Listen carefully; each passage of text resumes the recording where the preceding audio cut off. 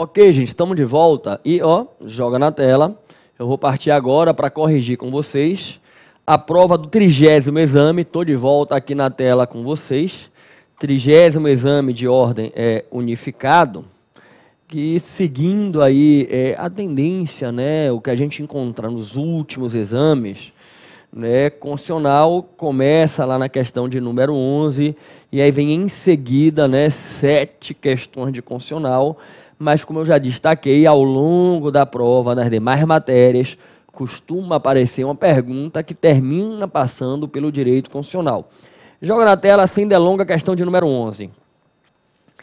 Em março de 2017, o Supremo Tribunal Federal, em uma decisão definitiva de mérito proferida no âmbito de uma ação declaratória de constitucionalidade, uma ADC, com eficácia contra todos, erga omnes efeito vinculante, declarou que a lei federal que autoriza o uso de determinado agrotóxico no cultivo de soja é constitucional desde que respeitados os limites e os parâmetros técnicos estabelecidos pela Agência Nacional de Vigilância Sanitária, Anvisa.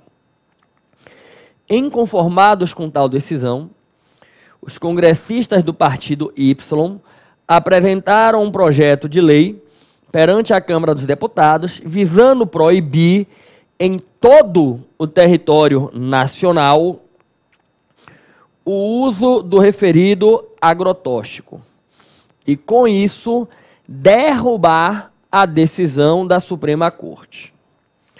Em outubro de 2017, o projeto de lei é apresentado para ser votado. Diante da hipótese narrada, assinale a afirmativa correta. A.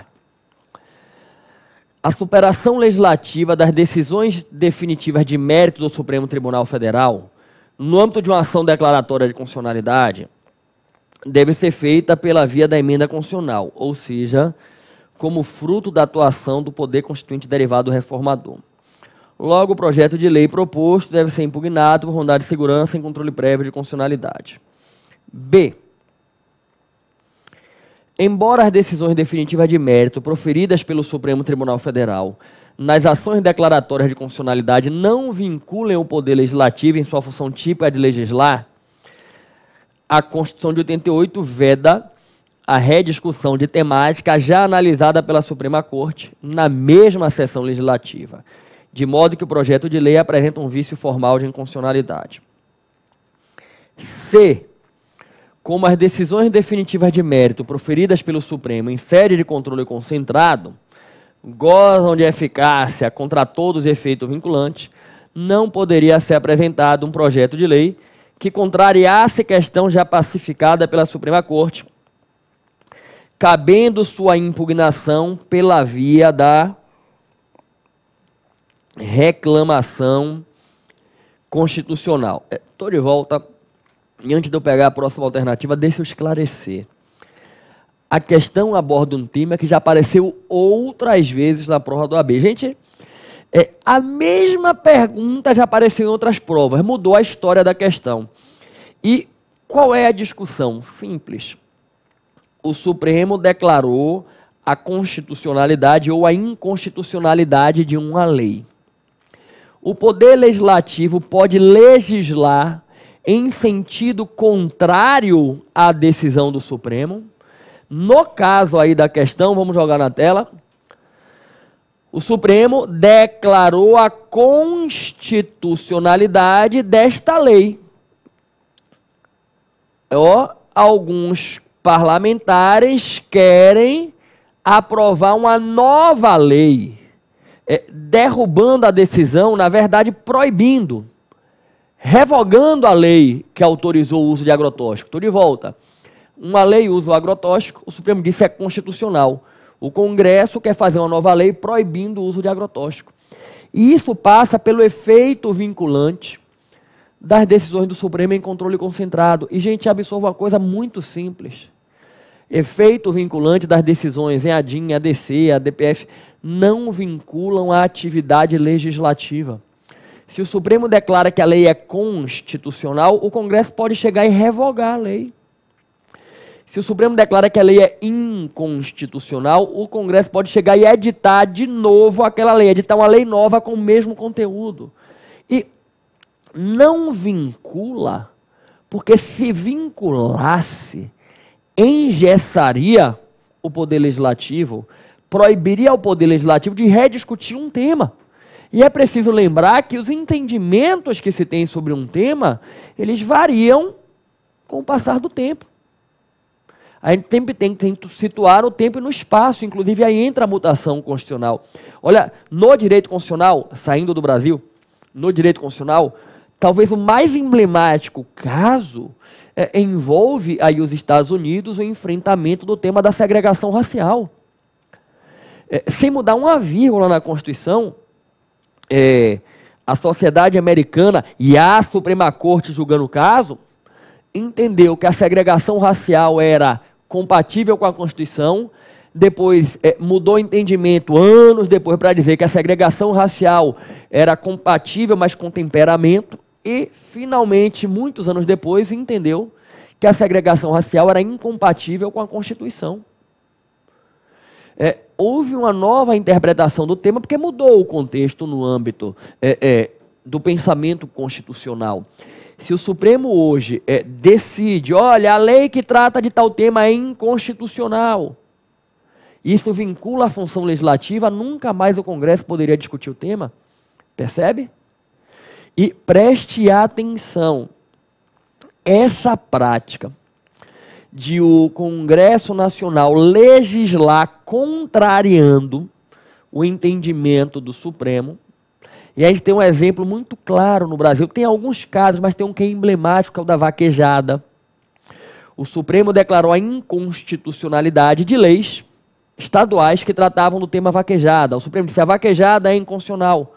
O Congresso aprovou uma emenda constitucional liberando a vaquejada.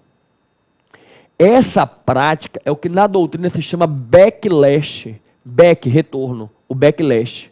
O backlash é a reação do parlamento ao entendimento firmado pelo Poder Judiciário. Perfeito? Então, o Supremo disse, a lei que autoriza o uso de agrotóxico não viola a Constituição, a lei é válida. Se o Congresso quiser, revoga a lei. Não tem nenhum problema quanto a isso. Vamos voltar na Constituição, na questão.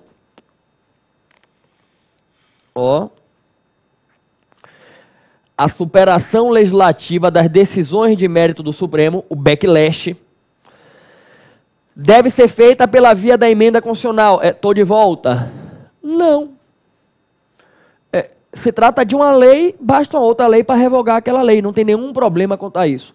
A lei pode sim tratar do tema se a questão estava disciplinada em lei. Joga na tela. A letra B. A Constituição veda a rediscussão do tema na mesma sessão? Não. A letra C diz que não poderia ser apresentado um projeto de lei, contrariando o tema pacificado no Supremo? Também não. E olha agora a letra D como está perfeita. O Poder Legislativo, em sua função típica de legislar, não fica vinculado às decisões definitivas de mérito proferidas pelo Supremo Tribunal Federal no controle de constitucionalidade. De modo que o projeto de lei apresentado em data posterior ao julgamento poderá ser regularmente votado e, se aprovado, vai implicar a superação ou a reação legislativa da jurisprudência. Estou de volta, é exatamente isso. O Congresso faz a lei, modifica o sistema jurídico e, se alguém quiser impugnar no Supremo, entre com ação no Supremo. A vaquejada, ela foi autorizada por uma emenda constitucional, houve ADIM impugnando a emenda, não houve julgamento. Quando o Supremo for julgar, ele vai ter que rediscutir o tema. E ele pode repetir o entendimento anterior e declarar a inconstitucionalidade da emenda, ou ele pode mudar de entendimento e validar a vaquejada. Perfeito quanto a isso, bacana quanto a isso. Então tá aí a primeira questão, é um tema batido, né? Que é o efeito vinculante não vincula a atividade legislativa. Bom, Vamos na tela com a próxima questão. Questão 12. Em decorrência de um surto de dengue, o município Alfa, após um regular procedimento licitatório, firmou ajuste com a sociedade empresária Mata Mosquitos LTDA, pessoa jurídica de direito privado, com fim lucrativo, visando a prestação de serviço relacionado ao combate à proliferação de mosquito e à realização de campanhas de conscientização da população local. Nos termos do ajuste celebrado, a sociedade empresarial passaria a integrar, de forma complementar, o Sistema Único de Saúde. Diante da situação narrada, com base no texto constitucional, assinale a afirmativa correta. Aí vem. O ajuste firmado entre o ente municipal e a sociedade empresária é inconstitucional, pois a Constituição veda a participação de entidade privada com fim lucrativo no Sistema Único de Saúde, ainda que de forma complementar. Letra B. A participação complementar das entidades privadas com fim lucrativo no Sistema Único de Saúde é admitida, sendo apenas vedada a destinação de recurso público para fins de auxílio ou subvenção às atividades que desempenhem. Estou de volta, a questão vai envolver o direito à saúde. Na Constituição, a parte de ordem social. E a primeira pergunta é: a saúde, que é um serviço público, pode ser prestada pela iniciativa privada? E se puder, a iniciativa privada, ela pode participar do Sistema Único de maneira complementar? E sem abrir a Constituição, vamos primeiro olhar para a nossa realidade e para o nosso dia a dia? Aí onde você mora, tem alguma clínica privada que presta serviço de saúde? Médico que atende de maneira particular? Uma unidade hospitalar particular? Perceba que a saúde é livre à iniciativa privada. Agora a próxima pergunta é: mas a iniciativa privada pode participar do Sistema Único de Saúde, fazendo atendimento pelo SUS?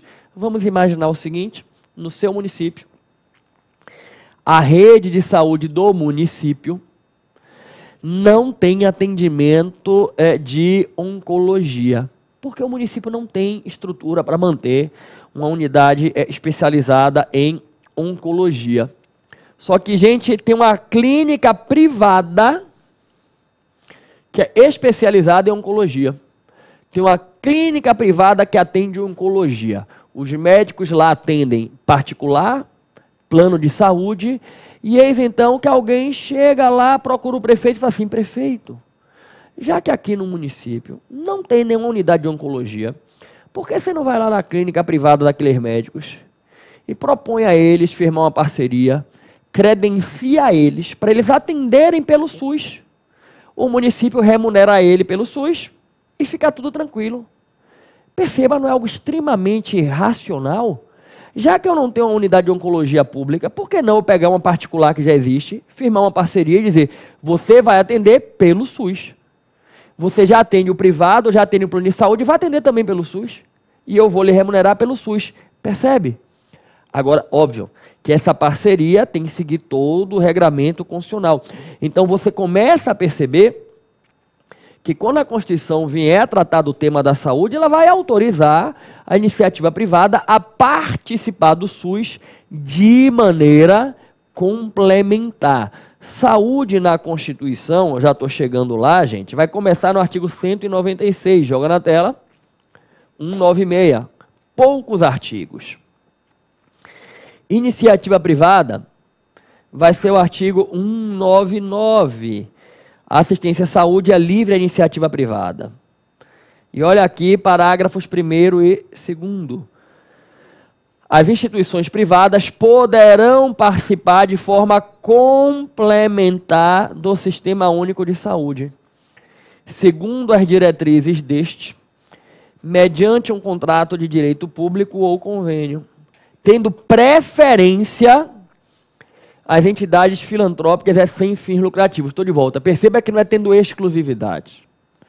No meu exemplo, a única unidade de saúde que atende oncologia é uma clínica privada, em que os donos querem o quê? Lucro. Querem ganhar lucro com a prestação do serviço. E não tem nada de errado nisso. Ele mantém a clínica privada dele, ó, você não vai ser aprovado no AB, vai ser um profissional liberal, um advogado, que vai cobrar pelo seu serviço, vai querer ganhar dinheiro com o seu serviço, o médico também. Então não tem nada de errado ele ter lá a clínica dele e querer lucrar com a clínica dele. O que a Constituição estabelece no poder público, ao firmar essa parceria, tem que dar preferência à entidade filantrópica sem fim lucrativo. Volta na Constituição, parágrafo 2º. É vedada a destinação de recurso público para auxílios ou subvenções às instituições privadas com fins lucrativos. Para você entender, voltei. Não é vedado repassar dinheiro para a instituição privada com fim lucrativo. A instituição privada que atende pelo SUS é remunerada pelo serviço. Se ela, eu credenciei a unidade privada para fazer 50 atendimentos pelo SUS. Ela atendeu 50 pacientes, ela vai ser remunerada pelos 50. O que a Constituição veda, joga na tela, é destinar recurso público para auxílio ou subvenção. Estou de volta. E para você entender, o auxílio ou subvenção é o recurso que é usado para auxiliar, subvencionar, para financiar algum custo da unidade. Tipo assim, para você entender, aquela unidade de saúde está precisando adquirir um equipamento novo, está precisando fazer uma reformazinha estrutural, vai ter que fazer uma pintura, melhoria. Eu posso botar dinheiro público para fazer a reforma, para adquirir equipamento de uma clínica privada que visa o lucro? Não. Mas se é uma entidade filantrópica ou sem fim lucrativo, aí tudo bem. Se é uma entidade filantrópica ou sem fim lucrativo, eu posso subvencionar o funcionamento dela. Eu posso custear uma reforma estrutural, adquirir equipamentos, aí não tem problema, porque a entidade não visa o lucro, aí não tem nenhum problema quanto a isso, ok? Quando a gente vai na questão, joga na tela. Olha a alternativa B.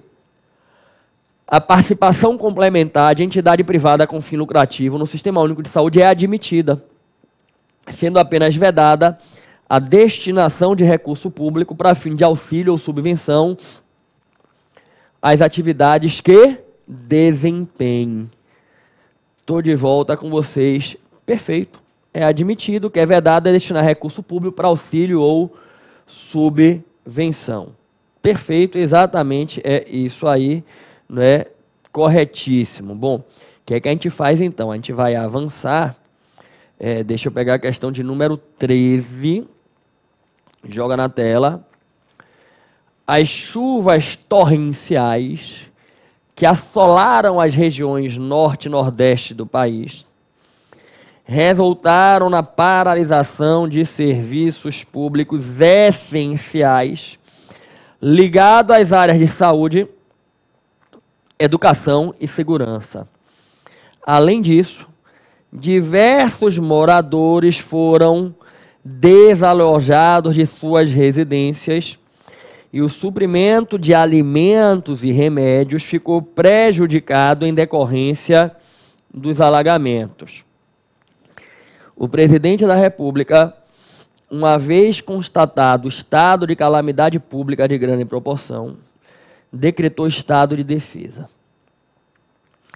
Dentre as medidas coercitivas adotadas com o propósito de restabelecer a ordem pública, estava o uso temporário de ambulâncias e viaturas pertencentes ao município Alfa.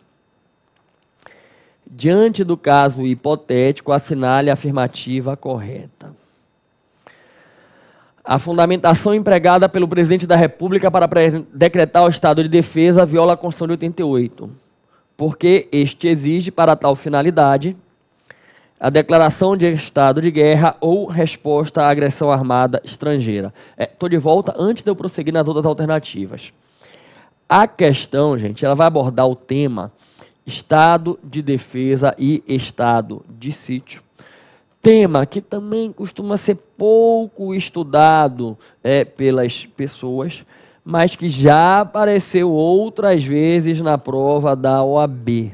Né? Estado de defesa, estado de sítio, lá na Constituição, a partir do artigo 136. E a primeira pergunta é exatamente quais as causas do estado de defesa, são duas, e quais as causas do estado de sítio, que são 4 as causas.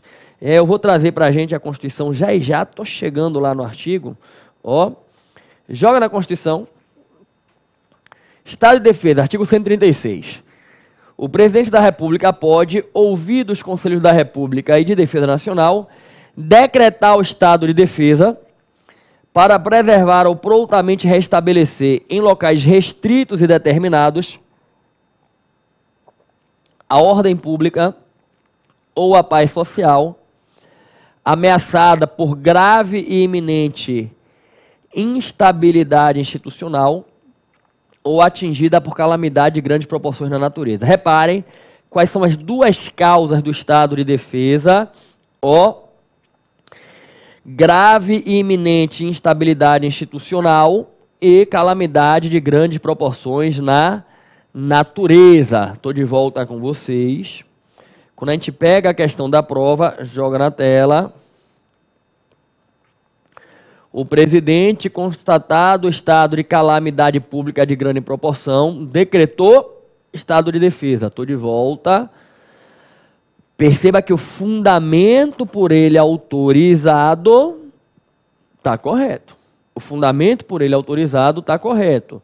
Vamos voltar na Constituição. As 4 causas de estado de sítio. Artigo 137. O presidente pode solicitar ao Congresso autorização para decretar o estado de sítio nos casos de comoção grave de repercussão nacional ou ocorrência de fato que comprove a ineficácia da medida durante o estado de defesa, ou ainda declaração do estado de guerra ou resposta a uma agressão armada estrangeira. Estou de volta. São as 4 hipóteses para a decretação de estado de sítio, ok? Vamos voltar na questão. Logo de cara a gente descartou a letra A, que diz que a fundamentação viola a Constituição, porque se exigiria uma declaração de estado de guerra ou resposta à agressão armada estrangeira. Mentira, isso aqui seria fundamento para estado de sítio. E vamos descartar também a letra C. O estado de defesa, no caso em comento, viola o texto constitucional, porque apenas pode vir a ser decretado caso constatada a ineficácia de medida adotada durante o estado de sítio. Errado. Inclusive, rapidinho aqui comigo, é o contrário. Ineficácia de medida do estado de defesa, a gente adota o estado de sítio. Então, a gente está entre B e D. Vamos na tela. Embora seja admitida a decretação do estado de defesa para restabelecer a ordem pública em locais atingidos por calamidade de grande proporção da natureza, não pode o presidente, durante a vigência do período de exceção, determinar o uso temporário de bens pertencentes a outros entes da federação. E a letra D. A União pode determinar a ocupação e uso temporário de bens e serviços públicos, respondendo pelos danos e custos decorrentes, porque a necessidade de restabelecer a ordem pública em locais atingidos por calamidades de grandes proporções da natureza é um fundamento idôneo para o estado de defesa. Estou de volta. Então, a grande questão aí é saber se poderia ou não haver a ocupação, né, de bens ou espaços públicos, né? Vamos na questão, na Constituição, joga na tela. Aí olhem aqui, ó. O decreto que institui o estado de defesa determinará o tempo da duração, as áreas a serem abrangidas, indicará as medidas coercitivas a vigorar, dentre as seguintes. Aí vem quem? Restrição a determinados direitos. 2.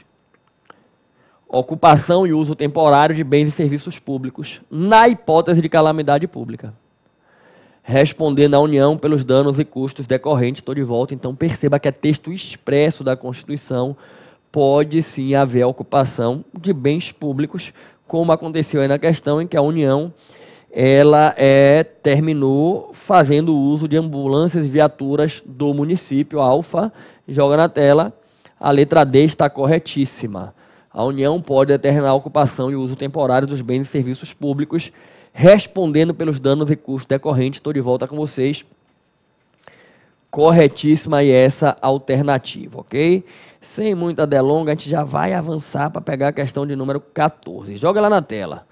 Supremo Tribunal Federal reconheceu a periculosidade inerente ao ofício desempenhado pelos agentes penitenciários, por tratar-se de uma atividade de risco.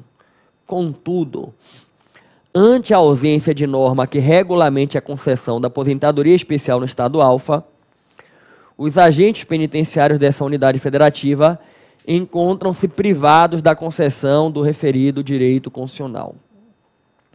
Diante disso, assinale a opção que apresenta a medida judicial adequada a ser adotada pelo Sindicato dos Agentes Penitenciários do Estado Alfa, organização sindical legalmente constituída e em funcionamento há mais de um ano, em defesa da respectiva categoria profissional. Aí vem aqui. Ela pode ingressar com mandado de injunção coletivo para sanar a falta de norma regulamentadora, dispensada a autorização especial dos seus membros. Ela não possui legitimidade ativa para ingressar com mandado de injunção coletivo, mas pode pleitear a aplicação do direito constitucional via ação civil pública. Ela tem legitimidade para ingressar com mandado de injunção coletivo, cuja decisão pode vir até eficácia ultraparte, desde que apresente a autorização especial dos seus membros.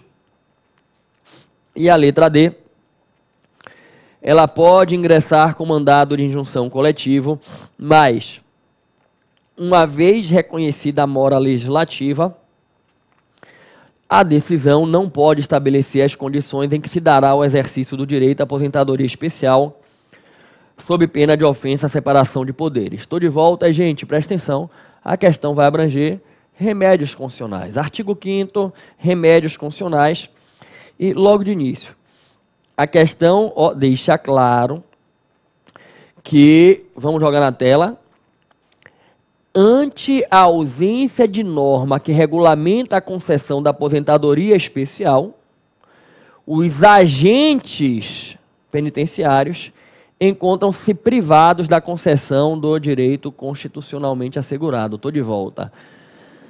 Direito previsto na Constituição, inviabilizado por falta de norma regulamentadora. Qual é o remédio? Mandado de injunção. O mandado de injunção é cabível ante direito constitucionalmente assegurado, inviabilizado por falta de norma regulamentadora. E isso a gente extrai expressamente na nossa Constituição, lá no artigo 5º, gente, quando ela se dedica ao mandado de injunção, no inciso 71, tem lá, joga na tela, conceder-se-á mandado de injunção, sempre que a falta de norma regulamentadora torne inviável o exercício dos direitos e liberdades constitucionais e das prerrogativas inerentes à nacionalidade,